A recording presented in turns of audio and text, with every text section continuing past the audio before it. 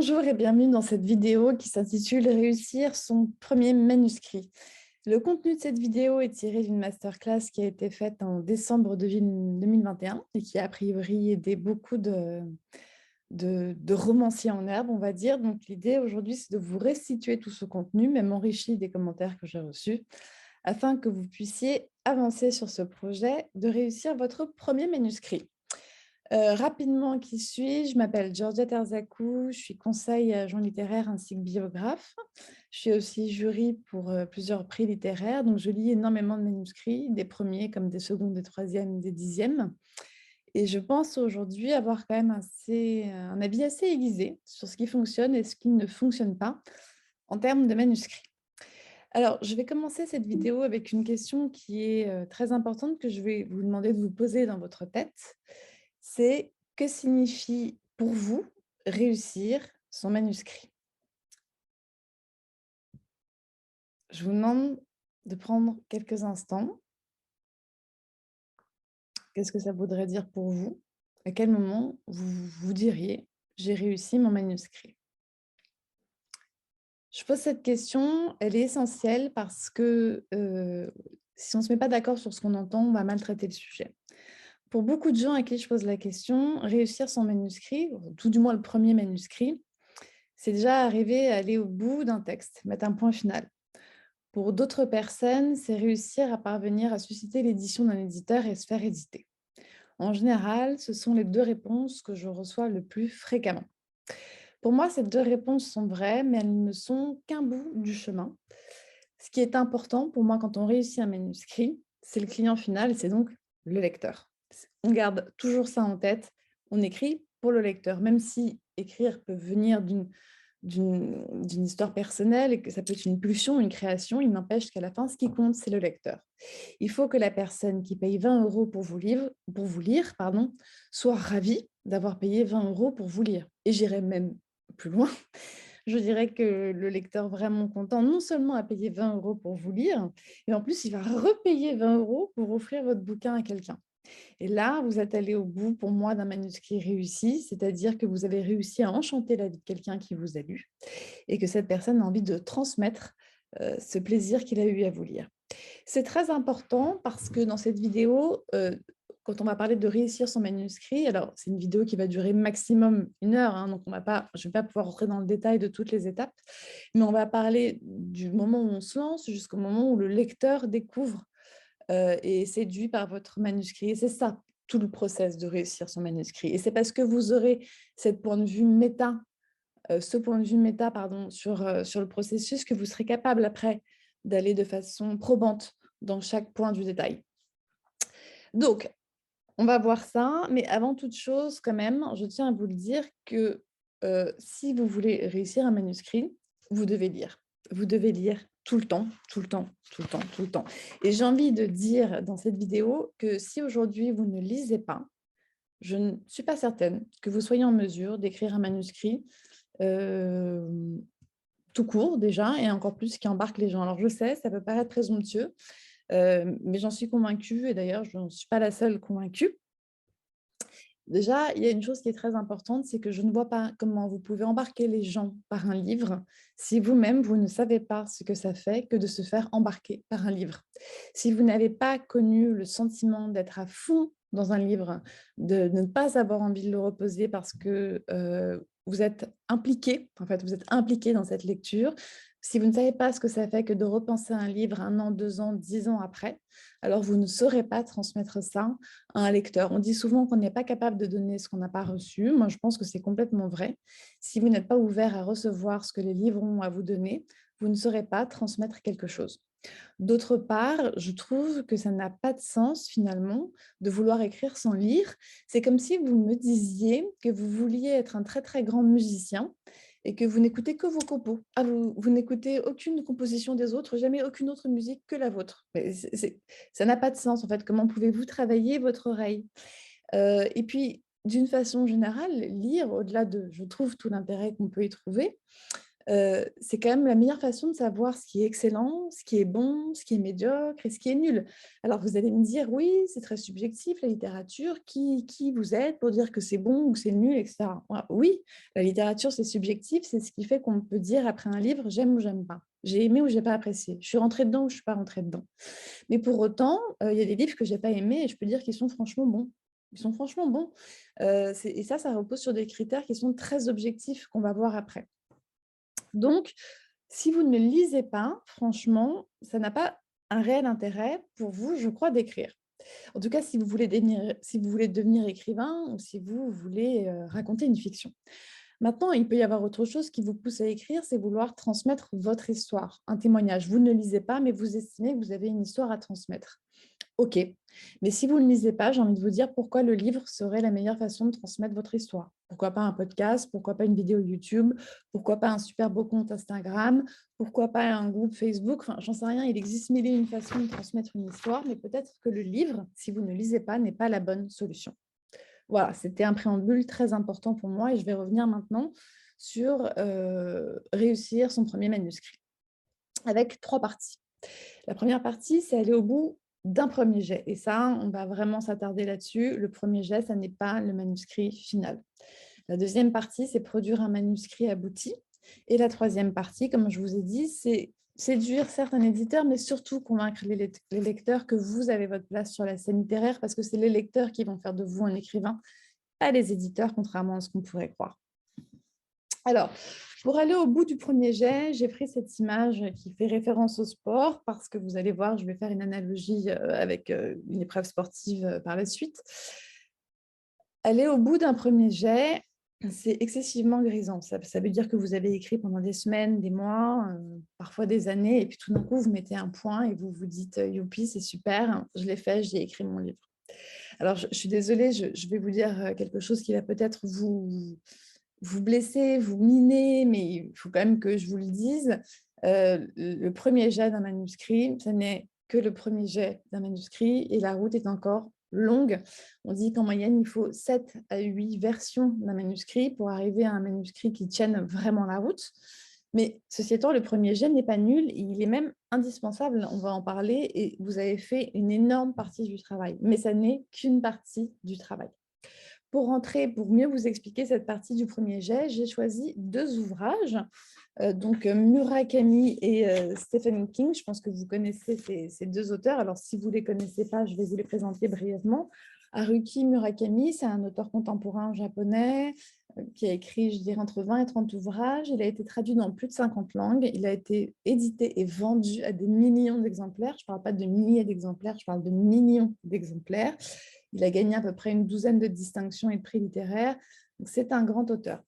Stephen King, est-ce qu'on doit vraiment présenter Stephen King? Stephen King, 74 ans, plus de 60 romans, c'est quand même dingue, plus de 200 nouvelles, des prix, je peux même pas vous les citer tellement il en a eu, des réadaptations cinématographiques, audiovisuelles, etc. Enfin bon, bref, de très grands auteurs, très différents, l'un asiatique, l'autre américain, donc des points de vue sur le monde vraiment, vraiment différents, et tous les deux qui vendent à des millions d'exemplaires. Donc, on va se servir d'eux pour nourrir cette première partie sur aller au bout d'un premier jet. J'ai choisi en premier ouvrage Murakami. Pourquoi Murakami? Donc, ce livre, Autoportrait de l'auteur en coureur de fond, n'est pas un livre sur l'écriture, c'est un livre sur le marathon. Et je vais d'ailleurs faire une analogie tout au long de cette vidéo avec le marathon parce que je trouve qu'elle est très probante. Dans ce livre, Murakami nous raconte sa préparation à son 26e marathon. Il fait un marathon par an, donc là, son 26e, il le fait à New York. Et tous les ans, à chaque fois qu'il fait un marathon, il fait une préparation au marathon avant. Moi, j'ai envie de vous dire, le premier jet, c'est votre préparation au marathon. C'est excessivement long, ça demande beaucoup d'efforts, beaucoup de discipline, beaucoup de renoncement. Et à la fin, devinez quoi, vous n'êtes même pas marathonien, vous êtes seulement prêt physiquement à aller à l'épreuve du marathon. Le premier jet, c'est un peu la même chose. Pourquoi c'est intéressant de lire ce livre? Parce que vous allez voir qu'en fait, Murakami fait tous les ans la même chose. Il se reprépare et puis il fait un marathon. Et c'est un peu comme quand il écrit un livre, il fait un premier jet, et puis il le retravaille pour avoir un manuscrit abouti, et puis c'est fini. Et puis il faut recommencer parce que c'est une épreuve d'humilité. C'est pas parce que vous l'avez fait une fois que vous saurez le faire 2 fois. C'est pas parce que c'est votre 26e marathon que vous le courrez mieux et plus vite et qui sera plus agréable que le premier. En fait, rien n'est dit. À chaque fois, tout est indépendant. Enfin, tous les faits sont indépendants les uns des autres. Donc, ce livre, il est très intéressant à lire pour l'analogie avec la préparation du marathon. Vous avez décidé de devenir écrivain ou tout du moins d'écrire un manuscrit qui tient la route et qui sera suffisamment bon pour être édité et plaire à des gens. C'est une énorme décision. C'est une décision aussi grande que de celle de vous dire que vous allez vous inscrire à un marathon.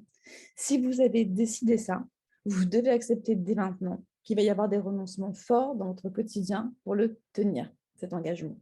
Et quand je parle de renoncement fort, je parle de discipline, notamment, ce qui m'amène à ce livre de Stephen King que j'adore, Mémoire d'un métier et écriture, où dedans, en fait, il vous explique tout ce qu'il a appris de son métier, de la façon de l'exercer. Et dedans, Stephen King est très clair, la discipline, c'est la clé de voûte de tout. Alors, à chacun sa discipline. Stephen King, lui, il écrit 2000 mots par jour. Douglas Kennedy, il écrit 1000 mots par jour. Hemingway, il écrivait 500 mots par jour. L'autre jour, j'ai parlé avec une auteure, Adélaïde de Clermont-Tonnerre. Elle m'explique que quand elle écrit un livre, elle met son réveil tous les jours à 3h30 du matin parce qu'elle a un boulot la journée et des jumeaux en bas âge, accessoirement, le matin à partir de 6h30, 7h et le soir. Voilà, c'est une discipline de dingue. Donc, comme une préparation à un marathon, vous allez devoir décider quelles sont vos sessions d'entraînement et les planifier. C'est archi important. Est-ce que vous allez écrire tous les jours? Est-ce que vous allez écrire tous les 2 jours? Est-ce que vous allez écrire 3 fois par semaine, 2 fois par semaine? C'est à vous de le décider. Mais ce qui est certain, c'est que écrire un livre, ça ne se met pas quand on a des trous dans son agenda. C'est pas, tiens, pendant ma pause déjeuner, j'ai déjeuné rapidement, j'ai 3/4 d'heure, je vais écrire 3 lignes. Bien sûr que vous pouvez faire ça si vous en avez envie, mais c'est pas ça qui va vous aider à terminer un manuscrit. Donc, il va falloir bloquer des sessions d'entraînement. À vous de voir quand, quoi. Alors après, est-ce que c'est 500 mots, est-ce que c'est 1000 mots, est-ce que c'est 2000? À vous de voir par rapport à votre vie de tous les jours ce qui est jouable et ce qui, dans votre mental, est supportable. Mais il faut avancer. Alors, il y a des gens qui me disent, oui, est-ce que ça ne suffit pas juste de bloquer des créneaux horaires? Par exemple, j'écris 3 fois par semaine et le mardi de 19h à 22h. Bon, c'est déjà une avancée, c'est mieux que rien. Mais moi, je penche très sincèrement pour le nombre de mots. Pourquoi? Parce que à la fin de la journée, vous avez écrit des mots. C'est-à-dire que si vous vous dites que vous écrivez 1000 mots par jour, eh ben, je suis sûre que quand vous arrêterez le soir, vous aurez écrit 1000 mots. Si vous décidez d'y consacrer 3 heures, moi, je peux vous dire ce qui va se passer. Hein, vous allez probablement procrastiner. Vous allez écrire un peu, puis vous allez aller sur un site net, soit un site internet, soi-disant rechercher une information. Et puis, ça va vous emmener sur autre chose. Et puis, vous allez recevoir un coup de fil. Et puis, vous allez repasser un coup de fil. Et puis, au final, vous aurez bien passé 3 heures bloquées montre en main. Mais qui me dit que vous aurez écrit un nombre de mots? Personne. Donc, la discipline, elle est fondamentale. Et à vous de voir, il y a des gens qui disent, enfin, en tout cas, Stephen King, lui, il dit 3 mois. Moi, dans la plupart des cas, j'ai vu des auteurs qui écrivaient en 6 mois. Il y a le challenge, je ne sais pas si vous le connaissez, qui existe au mois de novembre, qui s'appelle NaNoWriMo, où c'est le mois de l'écriture et vous devez écrire, alors je ne sais plus exactement combien de mots par jour, je crois que c'est 1000 à vérifier. Voilà, où tous les jours, pendant un mois, il n'y a pas d'interruption, vous écrivez. Bon, à vous de voir, à vous de trouver votre discipline. Moi, je préconise des jours de repos, comme dans un entraînement marathon. On ne court pas tous les jours. Enfin, il y a des gens qui courent tous les jours, mais c'est une sacrée discipline, il faut être capable de la tenir. Je vous conseille de choisir des jours de travail avec un nombre de mots et des jours de repos où vous n'écrirez pas, même des périodes de vacances, mais tout ça, c'est prévu. J'y tiens, c'est prévu. Vous avez un plan d'entraînement, c'est-à-dire, c'est pas aujourd'hui, je suis fatiguée, j'écris pas. Non, il faut essayer pendant 3 mois de tenir vraiment sa routine. C'est ce qui va faire que vous allez aller au bout du premier jet. Et je peux vous assurer que quand vous allez mettre le point, alors pas final, mais enfin le point final du premier jet, vous allez vraiment être content parce que vous aurez fini cette préparation. J'avais rencontré quelqu'un qui avait fait un Ironman, c'est une épreuve sportive assez compliquée, et qui m'avait appris, et ça m'a beaucoup marqué, que 50% d'une course était gagnée quand on était présent sur la ligne de départ. Ça veut dire qu'on avait tenu le choc de la préparation de la course. Si vous avez tenu le choc du premier jet, vous avez fait 50% du chemin. Donc, je vous demande de ne pas abandonner à partir de là. Mais ce qui vous reste à faire est très dur. puisque c'est un marathon. Vous ne l'avez jamais fait encore et vous ne savez pas par quoi vous allez passer, parce que aucun livre ne ressemble à un autre. Ce qui est certain, et ça c'est un conseil que je vous donne, et c'est une erreur que font tous les primo-romanciers, ne la faites pas, je vous en prie, ne la faites pas. N'envoyez pas votre manuscrit à des éditeurs à la fin du premier jet. Ne le faites pas, ça n'est pas recevable. Un premier jet n'est jamais le bon. Il existe plein d'histoires que l'on raconte sur des gens qui ont écrit des livres en 2 semaines et qui ont tout de suite été publiés. La plupart sont fausses. Je pense qu'on peut compter sur les doigts d'une main les histoires comme ça qui sont vraies. Sincèrement, ne le faites pas, parce que ce qui va se passer, c'est que vous allez avoir le cœur qui va battre comme ça. Vous allez attendre 3 mois du courrier et vous allez recevoir des lettres de refus type où il y aura écrit « Désolé, merci, mais non merci, votre manuscrit ne correspond pas à notre ligne éditoriale ». 1 fois, 2 fois, 3 fois, 10 fois, ça va franchement vous saper le moral. Vous allez avoir l'impression que vous écrivez, pour parler vulgairement, comme de la merde, que vous ne serez jamais un écrivain, que tout ce que vous faites, c'est pourri. Par-dessus, ça va jouer sur votre humeur avec votre entourage, parce que si vous avez dit, je ne sais pas moi, à vos conjoints ou conjointes, à vos amis, à vos enfants, à vos parents, que vous avez écrit un manuscrit, que vous l'avez envoyé et que vous êtes obligé de dire par la suite que les lettres de refus s'entassent, vous allez vous sentir vraiment, vraiment mal. C'est archi démoralisant, franchement. Et ça, c'est vous mettre droit dans le mur, quoi. Okay, il faut vraiment retenir qu'un premier jet, ça n'est qu'un premier jet.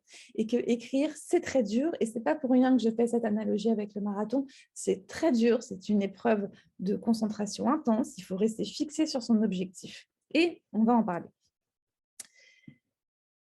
Ce qui vous fait, en fait, abandonner parfois le premier jet, la raison pour laquelle certaines personnes ne vont pas au bout du premier jet et donc ne vont pas au bout de la préparation du marathon, c'est qu'ils ont les yeux fixés sur l'objectif qui est de mettre un point final à ce premier jet. Alors, il faut avoir une vision qui est indispensable et il faut avoir un objectif. Et puis, il faut essayer d'y penser le moins possible. Je vais être plus claire. Vous pouvez avoir une vision et votre vision, elle doit être grandiloquente. Si vous voulez avancer, il faut qu'elle soit vraiment époustouflante. Vous pouvez vous dire, moi, je veux être un écrivain qui veut gagner le Goncourt et le Renaudot. Moi, je veux écrire le nouveau Madame Bovary. Moi, je veux écrire un livre qui remue les méninges et qui dépeint toute la société telle qu'elle est aujourd'hui et que vraiment on me décrive comme un des plus grands sociologues français alors que j'écris des romans. Je m'en fiche, vous pouvez avoir une vision qui casse la baraque, mais il faut qu'elle vous porte. Et cette vision-là, vous y pensez le soir dans votre lit, parce que c'est pour ça, finalement, que vous allez créer une discipline.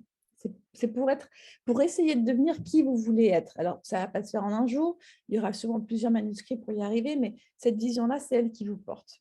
Vous devez l'avoir. Un des premiers objectifs concrets de cette vision, c'est de terminer le premier manuscrit. Et puis, vous allez écrire. Le risque qui vous pend au nez, c'est d'avoir les yeux fixés sur cet objectif qui correspond sur notre slide au manuscrit jaune, là où il y a écrit « title ». Si vous avez les yeux fixés là-dessus, finalement, le processus va vous sembler insupportable. Le processus, c'est l'ellipse en boucle que vous voyez. Si vous écrivez chaque jour 1000 mots, mine de rien, à la fin de la semaine, vous avez écrit 7000 mots. Vous êtes parti d'un jour où il y avait 0, et puis le dimanche, il y a 7000 mots. C'est beaucoup. Sauf que si vous pensez que dans un livre, il y a en moyenne 300 000 mots, vous allez vous dire, mais j'ai fait que ça. Oh, mais j'ai fait que ça. Oh, mais le chemin qui me reste à parcourir, mais c'est insupportable, je ne vais jamais y arriver. Vous allez comparer ce qui reste à faire avec ce que vous avez fait. Et ce que vous avez fait, forcément, c'est pas fini. Donc, c'est pas assez bien pour vous. Et ça, c'est archi démoralisant.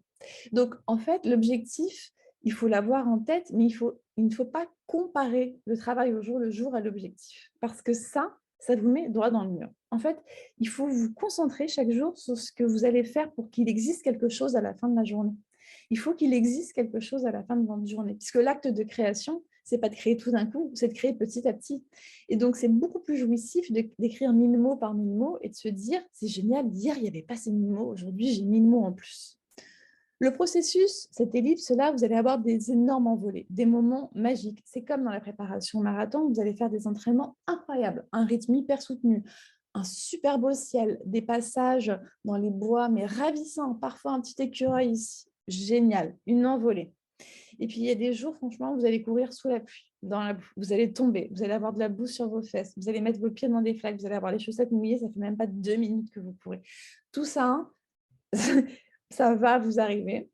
Il ne faut pas abandonner. Ça fait partie de cette ellipse. Tout le monde passe par là. Et ça va vous donner envie d'abandonner. Et puis, vous allez aussi trouver des feintes pour abandonner. C'est-à-dire que le mardi, vous allez relire ce que vous avez écrit le lundi. Hein, comme ça ne vous permet de pas écrire le mardi parce que vous avez relu et vous avez un peu fignolé ce que vous avez fait la veille. Ça ne sert à rien dans la phase du premier jet. C'est comme si, quand j'allais courir le mardi, je repensais à ma course du lundi. Mais je ne peux pas la refaire, elle est finie, on s'en fiche. Je regarderai l'ensemble après de ma préparation et je verrai ce que je peux changer pour la prochaine fois. Vous vous contentez d'écrire pour ne pas abandonner la discipline. Un tiers des Français veulent écrire un roman. Je vous garantis qu'un tiers ne le font pas parce qu'un tiers abandonne dans le cours de cette ellipse parce qu'ils ont trop l'objectif en tête et qu'ils se comparent à ça. Ne le faites pas. Voilà. Allez au bout de ce premier jet, ne l'envoyez pas à un éditeur, soyez fiers de ce que vous avez fait 50% du travail et maintenant on avance vers la suite. La suite maintenant, c'est produire un manuscrit abouti, c'est-à-dire un manuscrit où il n'y a quasiment plus rien à dire sur le fond, sur la forme, un manuscrit qui tient debout. C'est certes un manuscrit qu'un éditeur va accepter d'imprimer, on est d'accord là-dessus, mais c'est surtout un manuscrit que le lecteur doit apprécier. Il doit vraiment l'apprécier. Je vous rappelle que vous allez quand même créer un produit où vous allez demander aux gens de payer 20 € pour ça. 20 €, bon, moi je trouve que 20 € pour un livre, ça les vaut. Mais quand j'ai aimé le livre, quoi. Parce que franchement, il y a des livres que j'ai payé 22, parfois 23 €, et je me suis dit, oh, non, franchement, non. Et puis j'ai fait une mauvaise promo. J'ai même mis des critiques sur des blogs archi négatives. Donc, je peux vous dire que à quoi bon être édité si c'est pour que les gens n'aiment pas du tout ce que vous faites. C'est super triste. Donc, il faut vraiment penser à ça, au lecteur final, pour produire un manuscrit abouti. Donc là, on va reprendre notre analogie. Vous êtes sur la ligne de départ du marathon. Vous avez fait votre préparation, ce qui signifie que votre corps et votre mental sont a priori prêts pour supporter le marathon. 98% des gens qui font un marathon sont finishers. Donc, vous allez aller au bout, vous n'allez pas laisser tomber. On va y aller. On va transformer ce manuscrit, même s'il y a 7 ou 8 versions, en un manuscrit abouti. On n'est pas pressé. Personne ne nous attend. Personne ne manifeste dans la rue en disant « ton manuscrit, demain ou jamais ». Donc, on va prendre le temps et on va le faire bien. Et je vais vous donner les points essentiels à connaître pour faire ce manuscrit bien. Quand vous faites un marathon, je suis désolée, vous allez dire que je prêche pour ma paroisse, et c'est vrai, je vais prêcher pour ma paroisse, mais par conviction, pas par business. Vous payez les organisateurs du marathon. Pourquoi? Parce que vous restez concentré sur vos 42 km 200, ouais, c'est pas tout à fait 200, mais bon, à parcourir. Vous n'allez pas être capable de vous dire, là, c'est le départ, là, je vais aller compter 42 km 200, je vais mettre un poteau arrivé, je vais prendre ce parcours-là parce qu'en termes de dénivelé, il me semble bien, et puis je vais mettre un ravitaillement là parce que c'est là que j'aurai besoin de me reposer, puis ici, puis là. Non, vous payez quelqu'un pour y penser pour vous, en fait, parce que toute cette logistique-là, c'est beaucoup trop compliqué. Vous, ce que vous devez faire, c'est vous concentrer pour enchaîner une foulée l'une après l'autre, même quand ce sera dur, même quand vous n'en pourrez plus, pour franchir cette fameuse ligne d'arrivée. Moi, je considère que vous devez faire la même chose à la fin du premier jet. Parce que vous n'êtes pas capable à la fin du premier jet de savoir ce qu'il faut changer pour en faire un manuscrit abouti, et c'est normal. Vous avez besoin de quelqu'un qui vous dise, il faut que tu partes d'ici, il faut que tu arrives là-bas, il faut que tu passes comme ci, comme ça avec ton manuscrit, tu vas faire une pause à tel endroit, là tu vas prendre des vacances à tel autre, tu vas te ravitailler parce que tu es fatigué, que tu n'en peux plus, et puis tu vas redémarrer, ça va être un peu dur sur la fin, mais tu vas voir, tu vas franchir ta ligne d'arrivée. Voilà, vous avez besoin d'un organisateur. Alors, il y a plein de gens comme moi qui relisent des manuscrits et qui vous font des notes de lecture pour vous dire ce qui marche et ce qui ne marche pas dans votre manuscrit. Je trouve ça bien, perso, de payer pour avoir un avis professionnel. Pourquoi? Parce que je crois un peu en l'approche analytique des choses. Vous êtes susceptible d'y croire ou pas, c'est que je pense que quand on paye, on écoute. Je pense que quand on paye un avis, on l'écoute. Après, on en fait ce qu'on veut. Voilà, vous êtes d'accord, vous n'êtes pas d'accord, mais au moins, vous allez écouter. Quand vous demandez l'avis à votre femme, à votre mari, à vos enfants, à vos copains, à vos collègues de travail, quand vous leur demandez leur avis sur votre manuscrit, ce sont des gens qui, a priori, vous aiment et qui ont envie, avant toute chose, d'entretenir la relation qu'ils ont avec vous. C'est ce qui compte le plus pour eux. Si vraiment ils se sont forcés à lire votre manuscrit, et je vous jure que ça peut arriver, hein, ils sont vraiment allés au bout parce que c'est vous, quoi. Hein. Mais ça, ils ne vont pas vous le dire qu'ils se sont forcés à aller au bout parce que c'est vous. Ils ne vont pas oser vous blesser. Ils vont vous dire, oui, je n'ai pas forcément compris ce passage. Et puis, ils vont vous citer un passage, mais ils ne vont pas vous dire, franchement, je me suis ennuyée sur les 220 pages. Ils n'oseront pas vous le dire.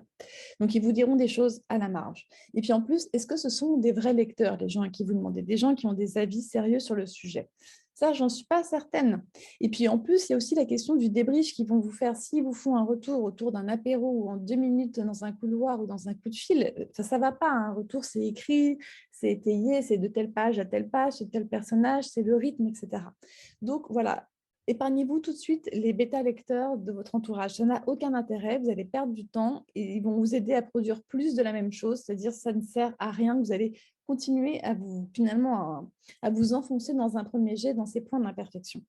Donc, si vous n'avez pas envie de payer un professionnel pour avoir un avis, essayez de l'obtenir gratuitement. Si vous avez un cousin qui connaît quelqu'un qui est éditeur, quelqu'un qui connaît quelqu'un qui est blogueur littéraire, etc., demandez-lui si cette personne veut bien lire votre manuscrit et vous faire un retour. Ce n'est pas dit qu'elle accepte, mais au moins, vous aurez un retour probant de quelqu'un qui est habitué à lire des choses qui fonctionnent et qui ne fonctionnent pas et qui pourra vous aiguiller. Je pense que la note de lecture, en tout cas, payante ou pas payante, je m'en fiche, mais de quelqu'un qui s'y connaît, va vous donner le parcours du marathon et vous donner la ligne d'arrivée. Vous avez besoin d'une ligne d'arrivée. Hein. Vous avez besoin de savoir quand c'est fini. C'est indispensable. Donc, voilà, pensez-y. Maintenant, je vais vous dire quand même les critères essentiels d'un manuscrit abouti. Comme le marathon, ce qui vous pend au nez quand vous avez un premier jet et que vous cherchez à arriver à un manuscrit abouti, c'est de frapper le mur du marathon. Alors, je ne sais pas si vous courez, mais en fait, en gros, quand vous faites un marathon, pour beaucoup de gens, pas pour tous, mais quand même assez souvent, il y a un moment où on frappe le mur, à peu près vers le 30, je sais pas, entre le 30 et 35e kilomètre, où franchement, on a le souffle coupé, les jambes n'avancent plus. Les jambes n'avancent plus, c'est des poteaux, c'est plus des jambes. Et on veut avancer, mais on a l'impression de buter contre un mur. On n'arrive plus à courir, c'est un sentiment de détresse physiologique, psychologique. Enfin, c'est horrible, c'est vraiment horrible à vivre. Et on se dit, je ne vais jamais y arriver. Je ne vais jamais y arriver. Je fais tout ça pour rien, je ne vais jamais y arriver. Alors qu'on a fait une préparation qui a pris des mois, je vous le rappelle, et qu'on en est quand même déjà au 32e kilomètre. C'est un peu con de se dire qu'on ne va pas y arriver. Moi, je vous ai fait un petit dessin avec un mur, avec une arche, parce que je pense qu'on peut passer dans le mur, quoi. On peut éviter le mur du marathon, et c'est pareil avec votre manuscrit. Et pour le faire, il faut lâcher. Ce que je vais vous dire est hyper important. Vous allez l'entendre et puis vous allez l'oublier. Je vous demanderai de faire rewind et de réécouter. Il faut lâcher. Lâcher quoi? Lâcher votre histoire. Quand vous écrivez un livre, 9 fois sur 10, si c'est le premier manuscrit, et j'ai presque envie de dire 10 fois sur 10, c'est inspiré d'une histoire qui est soit la vôtre, soit une histoire de votre famille archi proche. En gros, il y a une réalité qui s'est passée que vous voulez retranscrire pour des raisons qui vous sont propres. Et vous avez écrit ce premier jet en fonction de cette réalité. Le premier jet, il y a des choses qui ne marchent pas. On va peut-être vous demander de supprimer certains passages, de retravailler des personnages, de leur donner plus d'ampleur, de les aider à prendre des décisions, etc. etc. Et vous n'allez pas vouloir. Vous allez dire non, non, parce que c'est l'histoire de mes grands-parents et ils l'ont vraiment vécu comme ça. Ma grand-mère, elle était comme ça, elle a vraiment fait ça. Alors, ok, ça c'était la vie de votre grand-mère. Mais là, on n'est pas dans la vie de votre grand-mère, on est dans un objet qui s'appelle un livre, qui est un objet de fiction. Vous avez le droit d'inventer. Il faut lâcher. Il faut lâcher.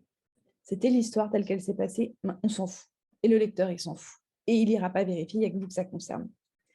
Pareil dans le style de lâcher, comme c'est inspiré de votre vie, de vos proches, vous allez avoir tendance à ne pas égratigner les personnages. C'est-à-dire que s'il y a un personnage qui correspond à votre grand-mère ou un personnage qui correspond à votre mère ou à votre frère ou à votre sœur, et que vous savez que votre grand-mère, votre frère ou votre sœur va lire le livre, vous n'allez pas vouloir dire exactement toute la vérité pour ne pas le salir, l'entacher. Mais on est tous humains, on a tous des parts d'ombre énormes. Il va falloir lâcher. Il va falloir tâcher. Il va falloir tâcher ces personnages, parce qu'un personnage qui n'a pas d'animosité sur lesquelles s'accrocher, ça n'a aucun intérêt, un personnage lisse. Aucun. Donc là aussi, il va falloir lâcher. Et ça, franchement, ça vous coûte très cher. Et puis, il y a un dernier point sur lequel il va falloir lâcher, c'est l'image d'Épinal de votre livre. Vous aviez une vision de votre livre, et quand vous avez mis le point final à votre premier jet, vous vous êtes dit que c'était ça la vision. Mais en fait, un premier jet, ça ne marche pas. Il va falloir accepter de retravailler, même si vous n'avez pas envie, et que cette image que vous aviez de votre manuscrit au moment où vous avez mis le point, bah, c'était qu'une image d'un manuscrit au moment où vous avez mis le point. Voilà, et qu'il va falloir retravailler. Ce que je vous dis là, ça a l'air hyper bateau. Je vous garantis que je pense sincèrement que 75% des gens que j'accompagne butent là-dessus et que je passe des mois à répéter ça. Et tout d'un coup, un jour, il y a un déclic. Mais vraiment. Donc, retenez ça. Ne frappez pas le mur du marathon. Lâchez, lâchez. Et quand on est dans le mur du marathon, on débranche son cerveau, c'est pareil. Il faut plus réfléchir, sinon on n'avance pas. Le deuxième point d'un roman abouti, c'est l'intrigue. Alors, vous allez me dire, ah oui, tous les romans ont une intrigue. Non, tous les romans ont une histoire, mais pas forcément une intrigue. Je veux pas, on ne va pas rentrer ici, je ne vais pas faire une masterclass sur l'intrigue, sur est-ce que l'intrigue se décide avant l'écriture, est-ce qu'elle se crée au fur et à mesure de l'écriture. Ça, c'est un autre sujet, on pourrait faire toute une vidéo là-dessus. Je vais juste vous dire ce que c'est qu'un roman qui a une intrigue. Un roman qui a une intrigue, c'est un roman qui a une succession de faits et où les personnages ont des ressentis et des émotions, où ils évoluent en même temps que les faits. Trop souvent, je vois des manuscrits qui ont des successions de faits, c'est-à-dire que le personnage vit quelque chose le lundi, puis le mardi, puis le mercredi, le jeudi, pardon, le vendredi, le samedi, le dimanche, ça ne s'arrête pas. Il se passe toujours quelque chose. Alors là, on ne s'ennuie pas, il y a de l'action, il n'y a pas de problème. Sauf qu'il se passe tellement de choses, le personnage, il évolue pas à la hauteur de ce qui se passe, en fait. Et du coup, il est presque statique. On a l'impression qu'il est embarqué par la vie et qu'il n'est pas acteur du tout du roman. Ça ne va pas. C'est comme si vous étiez le même le 1er janvier 2021 et le 1er janvier 2022. Non, vous avez vécu des choses durant cette année, que ce soit des énormes choses ou des petites choses, vous avez vécu des choses et votre façon de penser a évolué. Vous n'êtes plus la même personne. Heureusement, vous êtes en mouvement, vous êtes vivant. Votre personnage, c'est la même chose. Il faut qu'il ressente et qu'il ait des impressions par rapport à ce qui se passe et qu'il évolue. Il faut vraiment qu'il bouge. Mais alors, à l'inverse, parfois, je reçois des romans où j'ai que des personnages qui réfléchissent au sens de la vie, à qui ils sont, à ce qu'ils aimeraient, à ce qu'ils ont vécu, à la douleur, etc. etc. Mais il ne se passe rien, en fait. Il ne se passe rien. Dans le manuscrit, il s'est passé 3 pauvres trucs. Il a bu un café avec un copain, il a passé la soirée chez lui à penser. Le lendemain, il a quitté son boulot et il a repensé 50 pages à penser au fait qu'il venait de quitter son boulot, quoi. Mais au final, il ne s'est rien passé. Il n'y a pas d'intrigue. Il n'y a pas d'intrigue dans le sens intrigant de mélange entre l'action et la pensée du personnage. Et ce qui nous fait vibrer, nous, en général, dans la vie, c'est le mélange des deux. Vous voyez. Et d'ailleurs, si on décrit un marathon, je vais vous dire, bah, j'ai vécu ça au 1er kilomètre, au 6e, j'ai fait mon ravitaillement, au 8e, j'en pouvais plus, j'ai eu une crampe.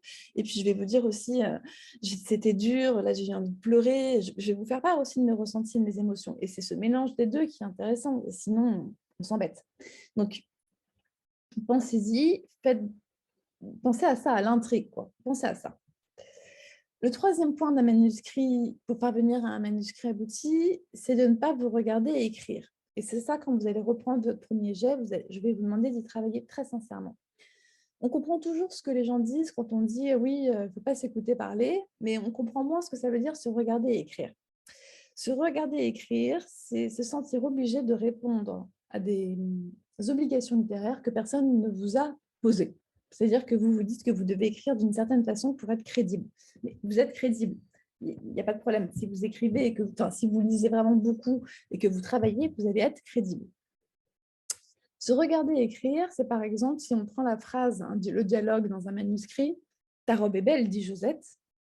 Vous vous dites, oh là là, ta robe est belle, dit Josette, franchement, c'est pas très beau, les gens qui écrivent, ils doivent écrire mieux. Alors, hop, vous allez barrer, puis vous allez écrire, je trouve que ta robe te sied à merveille, s'exclama Josette. Mais c'est pas du tout comme ça que la phrase vous est venue spontanément, mais c'est comme ça que vous allez la réécrire. Alors, il faut pas. Je suis désolée, il ne faut pas, à moins que spontanément, ce qui vous soit venu en tête, c'est « je trouve que ta robe te sied à merveille », dit Josette. Si c'est ce qui vous est venu en tête spontanément pour ce personnage, alors il faut le garder. Mais si c'est du retravail, alors il faut l'enlever. Pourquoi? Parce que un écrivain, c'est quelqu'un qui a son style et sa signature, son univers. On n'attend pas de lui qui cherche à être quelqu'un d'autre. Et pour reprendre une expression très galvaudée, finalement, il faut être super authentique. C'est parce que vous êtes authentique qu'on va le ressentir et qu'on va vous suivre. Donc, si votre style, il est très simple, avec un vocabulaire assez restreint et que c'est ta robe est belle, dit Josette, mais que vous avez une intrigue, mais que vous avez lâché et on va voir la suite, vous avez autre chose, etc., eh ben, c'est très bien. Il y a plein d'écrivains qui utilisent un vocabulaire très simple, avec des tournures archi simples, sujet, verbe, complément, point, etc. Et ça marche, voilà. Donc, il faut être fidèle à ce que vous êtes et à ce qui vous vient spontanément. Ce qui ne vous empêche pas, après, si vous employez 10 fois le mot, je dis n'importe quoi, chaussure dans une page, bon, de trouver des synonymes à des moments. Mais je veux dire, ne reprenez pas vos phrases spontanées parce que vous pensez que c'est mieux de mettre ça. Voilà. Personne ne peut savoir ce qui est mieux de le mettre. La langue française est riche. Vous pouvez formuler des choses de mille et une façons différentes. Donc, ne vous reprenez pas. Voilà, soyez spontané. Et puis enfin, et ça, je pense que c'est le point le plus essentiel et le plus difficile à obtenir pour un manuscrit abouti, c'est ce qu'on appelle la commune humanité. C'est ce que les éditeurs, les auteurs, tout le monde, les lecteurs même appellent la commune humanité. La commune humanité, c'est quelque chose de génial, c'est l'instant magique. C'est quand vous lisez un roman et que vous n'avez rien à voir avec le protagoniste. Par exemple, moi je suis une femme, je lis un roman, le protagoniste est un homme, on est en 2021, l'histoire se passe en 1800, moi je suis agent et conseil littéraire, il est menuisier, je ne connais rien à la menuiserie, et je suis passionnée par ça. Je suis à fond dans son travail, je suis à fond dans ses habitudes, je suis à fond dans ses pensées d'homme. Pourquoi? Parce qu'il y a une commune humanité, c'est-à-dire que pour des raisons que je ne sais pas m'expliquer, l'image de cet homme m'évoque suffisamment de choses pour que je m'y reconnaisse et que ça puisse m'émouvoir. Si on reprend l'analogie du marathon, euh, l'intrigue, c'est j'ai fait le marathon et je vous raconte tout ça. La commune humanité, c'est je franchis la ligne d'arrivée du marathon, je pleure parce que c'est un moment fort, et quelqu'un qui ne me connaît pas et qui me voit franchir la ligne d'arrivée et pleurer, a les larmes qui lui montent aux yeux. Juste pour cette image. Juste pour cette image, il a les larmes qui lui montent aux yeux. Il ne me connaît pas. Il ne me connaît pas, il ne sait pas les 42 kilomètres que j'ai vécu, il ne sait pas ce que j'ai ressenti, il ne connaît pas ma préparation, mais juste cette image, juste ça, ça a suffi à lui monter les larmes aux yeux. Et peut-être que s'il n'avait pas vu cette image et que je lui avais raconté, tu sais ce que j'ai vécu, nanana, je n'aurais pas provoqué cet effet-là chez lui. Et bien, la commune humanité, c'est la même chose. C'est arriver à transmettre une image qui est si évidente, l'émotion est si claire, en fait, si intense, elle n'a pas besoin d'être décrite pendant des lignes et des lignes, que le lecteur est à 100% avec vous, même s'il n'est pas d'accord avec ce que fait le personnage. C'est archi dur à trouver. Et ça nécessite justement, pour être toujours dans les mots galvaudés, la plus grande authenticité et la plus grande sincérité. En fait, il ne faut pas surjouer les émotions des personnages, il ne faut pas essayer de les rendre plus beaux, plus gentils ou plus méchants. Il faut être super sincère sur ce que peut vivre votre personnage. Si vous avez un manuscrit sur lequel vous avez lâché, sur lequel vous avez une intrigue et où vous n'êtes pas regardé écrire, vous avez déjà des chances d'être édité. Mais si vous avez une commune humanité, vous êtes certain d'être édité. Et c'est sur ça qu'il faut travailler. Et en général, pour y parvenir, il faut être le plus simple possible. Pas forcément dans son style littéraire, mais dans ce qu'on cherche à montrer, le plus simple possible. Il ne faut pas forcément beaucoup en dire. Voilà, voilà à peu près pour moi les critères d'un manuscrit vraiment, vraiment abouti. Et si vous faites tout ça, ben, vous y êtes. Et donc, on comprend notre analogie. Si vous faites tout ça, vous franchissez la ligne d'arrivée du marathon et vous êtes marathonien, vous l'avez fait. Et donc maintenant, on va rentrer dans cette étape qui consiste à trouver un éditeur et convaincre les lecteurs. Que fait en général un marathonien quand il réussit une course? En tout cas, j'espère qu'ils le font tous. Vraiment, moi, je n'ai pas de scrupule à le faire. Je le dis à tout le monde. Mais alors, je le dis à tout le monde. Alors, je ne le dis pas forcément avant, parce que j'ai peur de ne pas y arriver et que j'ai un ego peut-être surdimensionné. Mais enfin, après, quand c'est fait, franchement, je le dis. Je fais des selfies, je les mets sur les réseaux sociaux. Quand quelqu'un me dit ça va, je dis oui, j'ai fait un marathon. Voilà, il ne faut pas lâcher. En fait, je le dis parce que j'en suis fière. Et puis parce que aussi, j'en ai marre dans ce pays qu'on ne parle que de notre chaudière qui nous lâche et des problèmes qu'on a, parce qu'on en a, c'est vrai. Et même si j'aime beaucoup mettre sur les réseaux sociaux les soucis qu'on peut avoir, des photos un peu amusantes d'emmerde, Je trouve ça génial qu'on puisse raconter les choses qu'on a réussi à accomplir. Parce qu'accomplir quelque chose comme un livre, un marathon, changer de vie professionnelle, perdre 30 kilos, enfin des choses comme ça, c'est génial, quoi. Ça demande une volonté, un travail de dingue, une abnégation, beaucoup d'efforts. Donc voilà, il faut oser les dire. On n'arrive pas toujours à tout dans la vie, donc quand on y arrive, il faut l'afficher. Donc vous avez un manuscrit abouti. Vous allez devoir trouver un éditeur. Je ne vais pas pouvoir vous faire là, ça sera l'objet d'une autre vidéo, comment on fait exactement pour écrire un éditeur, mais je vais vous le faire en résumé. Ce qu'il ne faut pas, c'est envoyer votre manuscrit aux maisons d'édition que vous aimez. Alors, il y a certains qui ne veulent que des grandes maisons et qui me disent, moi, je veux Gallimard, Grasset, Albin Michel, Flammarion, en gros. Bon, mais est-ce que ça correspond? Pas forcément. Il y en a d'autres plus bobos qui vont dire oui, moi je suis plutôt Actes Sud, Le Tripode, Zuma. Bon, ok, non mais c'est super si vous aimez leur collection, mais vous, qu'avez-vous écrit? Si vous avez écrit un polar, alors polar fantastique, polar d'horreur, voilà, hein, vous allez devoir lister en fait toutes les maisons d'édition qui font exactement ça. Vraiment, il faut être très précis. Pareil, si vous avez écrit un essai, si vous avez écrit un roman de littérature générale, est-ce que c'est un roman de littérature générale plutôt à visée sociologique? Est-ce que c'est plutôt sur un personnage, etc., etc. Il vous faut cibler les maisons d'édition qui font exactement ce que vous avez écrit. Pas les maisons d'édition que vous trouvez jolies, prestigieuses, intéressantes, sympathiques. On s'en fiche. Celles qui sont spécialisées dans votre domaine. Donc, vous allez prendre une matinée et vous allez toutes les lister. Et connues ou pas connues, on s'en fiche. Vous devriez au moins arriver entre 20 noms, si c'est vraiment un genre littéraire très spécifique, à 50 noms. Et vous allez faire après, vous, un tri en fonction de ce que vous avez vu sur Internet ou sur des articles de presse, des maisons qui vous plaisent le plus dans cette liste. Et vous allez les contacter et envoyer votre manuscrit. Soit vous passez par le service des manuscrits. J'ai fait un très bon billet sur LinkedIn sur l'importance des services des manuscrits, vous regarderez. Soit vous cherchez à contacter l'éditeur directement en cherchant aussi sur LinkedIn qui sont les éditeurs qui travaillent dans cette maison. Mais attention, parfois c'est très mal vu d'essayer de doubler le service des manuscrits. C'est un choix stratégique, c'est à vous d'y réfléchir. Mais en tout cas, vous devez vraiment cibler la maison d'édition et l'éditeur à qui vous l'envoyez. Si votre manuscrit est abouti, comme on l'a vu avant, et si vous avez ciblé, vous allez avoir un éditeur qui va vous dire oui, je vous le confirme. Je ne peux pas vous dire dans combien de temps. Est-ce que c'est 3 mois ou 2 ans? Est-ce qu'on est en pleine pandémie ou est-ce que la vie a repris? Voilà, il y a plein de choses qui vont jouer. Mais si votre manuscrit est franchement bon, vous allez finir par trouver un éditeur. C'est certain. C'est certain. Il ne faut juste pas être pressé. C'est comme tout depuis le début. Il ne faut pas être pressé de toutes les façons. Vous avez compris la comparaison, même si comparaison n'est pas raison. Nous sommes dans une course de fond. Donc, on n'est pas pressé, on avance. Une fois que vous allez avoir un éditeur, vous allez devoir faire la promo de votre livre. Et là, j'entends tout de suite des gens qui me disent « Ouais, mais moi, les réseaux sociaux, j'aime pas mettre en avant que ça, que ça. » Non, mais ça, en fait, je suis désolée, on va passer en 2022. Vous allez être obligé de le faire. Donc, Facebook, Instagram, LinkedIn, Twitter et TikTok, si vous voulez aussi.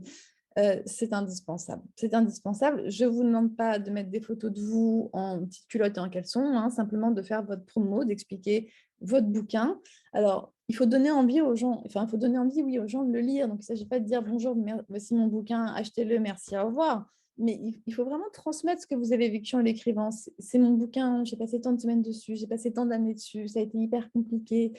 C'est une superbe histoire de, je dis n'importe quoi, d'amour durant la Seconde Guerre mondiale, parce que c'est une époque, gna, gna, gna. Mais il faut raconter, il faut nous entraîner, en fait.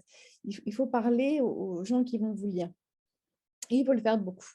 Pareil, il faut aller voir, comme vous pouvez le voir en dessous, la presse, votre presse locale, si vous avez un journal municipal ou départemental, pour qu'il fasse un article sur vous. L'habitant de notre ville a écrit un livre, etc. Il faut qu'il vous présente. Allez voir votre mairie, peut-être qu'ils vont vous demander aussi, pareil, qui vont vous demander d'organiser un atelier d'écriture, de faire une signature. Allez voir les librairies près de chez vous pour faire des séances de dédicace. Cette signature, c'est très important. Les médiathèques, les bibliothèques. Alors eux, pour le coup, ils font des séances de lecture à voix haute, suivies de séances de dédicace. C'est génial.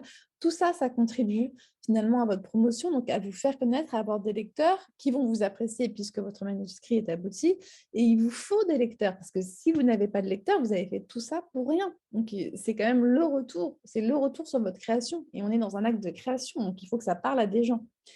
C'est hyper important cette partie-là. Vous avez tendance à dire: «Oui, oui, c'est déjà trop loin dans le processus», mais non, parce que les éditeurs font très, très peu de promo finalement. Finalement, le rôle d'attaché de presse, bon, il existe toujours, mais la plupart des auteurs sont déçus par leurs éditeurs sur la promo qui est faite autour de leurs livres, et quand je dis la plupart, j'ai envie de dire 98 franchement, parce que les éditeurs ne savent plus franchement le faire, parce qu'ils sont dépassés par tous les réseaux, parce qu'ils attendent de leur auteur qu'il le fasse. Et d'ailleurs, quand ils décident d'éditer quelqu'un, ils essayent d'envisager sa notoriété sur les réseaux pour voir à peu près combien cette personne seule est capable d'en vendre.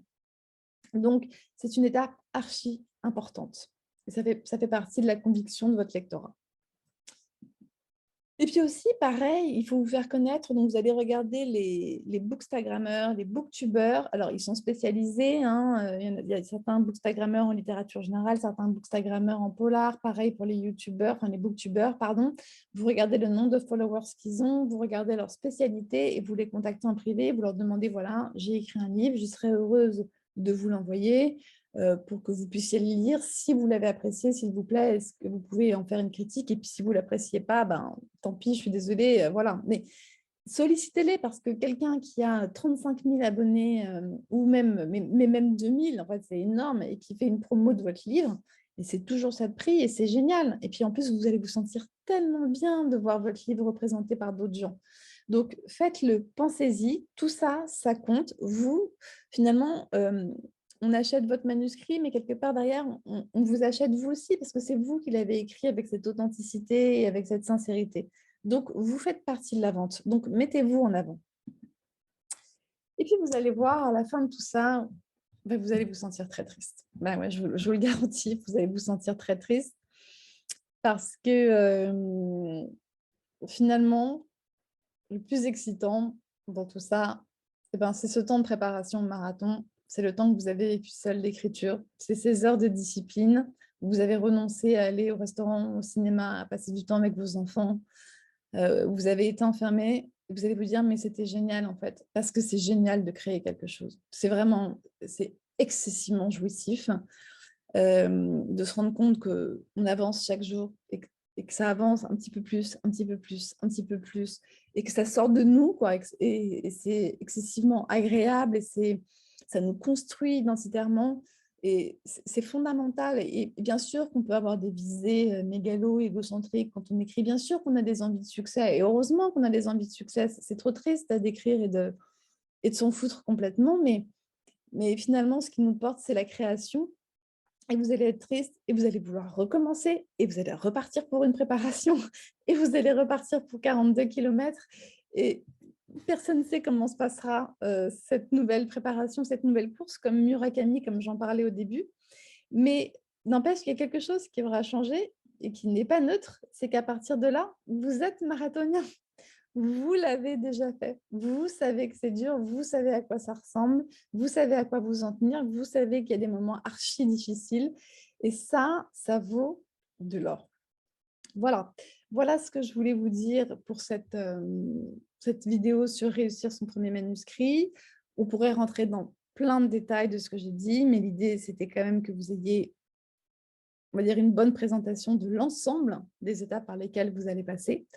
Maintenant, vous êtes un peu armé. Si vous avez des questions, vous pouvez me les envoyer par mail, bien sûr. Et je vous souhaite maintenant un très bon plan d'entraînement.